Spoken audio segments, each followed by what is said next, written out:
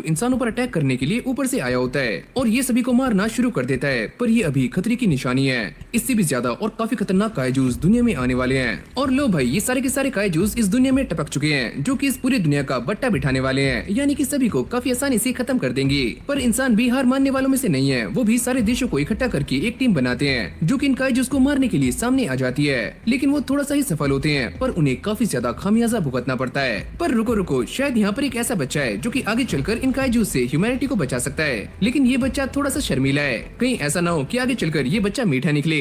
वैसे इस बच्चे का नाम है तेत्सुओ, और जब ये जा रहा होता है वो ये देखता है कि उसके सामने एक रोबोट है, जो कि इस बात को लेकर काफी ज्यादा हंगामा कर रहा है कि उसे काइजूस के खिलाफ इस्तेमाल ना किया जाए। और सभी लोग ये बातें कर रहे होते हैं कि अगर हम इसे ब्लास्ट कर देंगे तो सारे काइजूस एक बार में ही खत्म हो जाएंगे।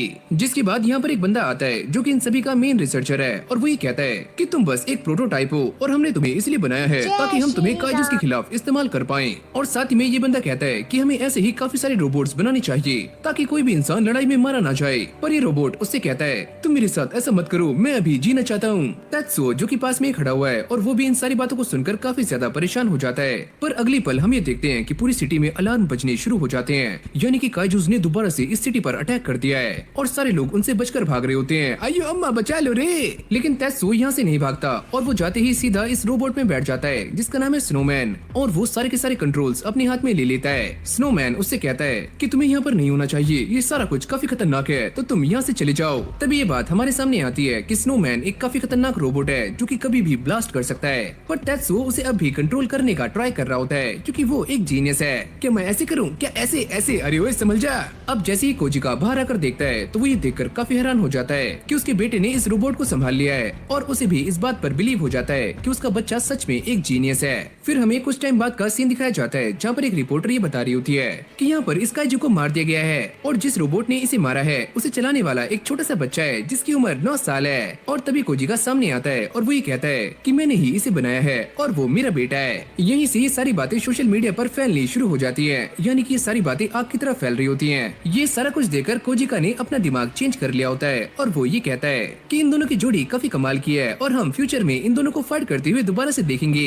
लेकिन भाई तेत्सुओ की तो फटकर 4 हो चुकी है, क्योंकि सारे लोग उसे ही नोटिस कर रहे हैं। और ऐसे ही टाइम बीतता जाता है जहाँ पर तेत्सुओ के लिए ये सारा काम काफी आम हो जाता है, और वो बड़ी आराम से इन सारे के सारे काइजूस को ठिकाने लगा रहा होता है और लोगों के सामने एक काफी कमाल का मसीहा बन जाता है, यानी कि इन दोनों की ही जोड़ी हिट हो जाती है। यहीं से हमारा सीन चेंज होता है जहाँ पर हमें 10 साल बाद का सीन दिखाया जाता है, जहाँ पर तेत्सुओ एक इंटरगैलेक्टिक स्पेसशिप के अंदर है और वो एक किताब पढ़ रहा है जिसके अंदर 101 नुस्खे हैं कि दोस्ती कैसे की जाए। लेकिन तभी अचानक से यहाँ पर एक अनाउंसमेंट होती है और तेत्सुओ को ये पता लगता है कि फाइनल बैटल स्टार्ट होने में बस 40 मिनट बाकी हैं, और उससे ये कहा जाता है कि वो जल्दी से स्नोमैन के अंदर बैठ जाए। अरे तेत्सुओ, हमें तुम्हारे ऊपर पूरा भरोसा है। अच्छा हाँ ठीक है। और ये बोलते ही वो यहाँ से निकल जाता है। लेकिन बाहर आते ही इस बंदे की काफी ज्यादा फट रही होती है, और स्नोमैन इसके सामने खड़ा हुआ है जिसे ये यूकियो बुलाता है। तेत्सुओ उसे कहता है कि प्लीज मुझे अंदर आने दो, और वैसे भी मैं लड़कियों से बात करने में काफी नल्ला हूँ, मैं उनके सामने सही से बात नहीं कर पाता, मेरा क्या होगा।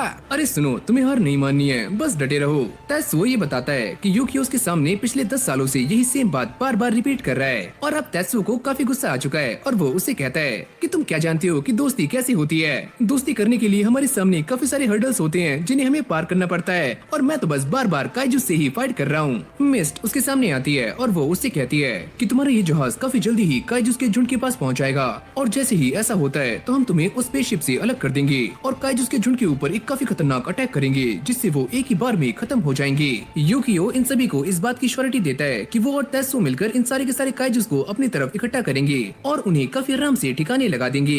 अगली पल ये सारे इस बात को देखकर काफी हैरान हो जाते हैं कि बहुत सारे काइजूस उनकी तरफ आ रहे हैं, और ये कोई 10-12 काइजूस नहीं है, ये उनकी एक विशाल गंगा है, यानी कि बहुत सारे काइजूस। क्रू मेंबर्स की ये सारा कुछ देखकर काफी फट रही होती है। तेत्सुओ कुछ पल के लिए शांत होता है और वो ये सोचता है कि मुझे एक काबिल इंसान बनना है और मुझे ये करना ही होगा।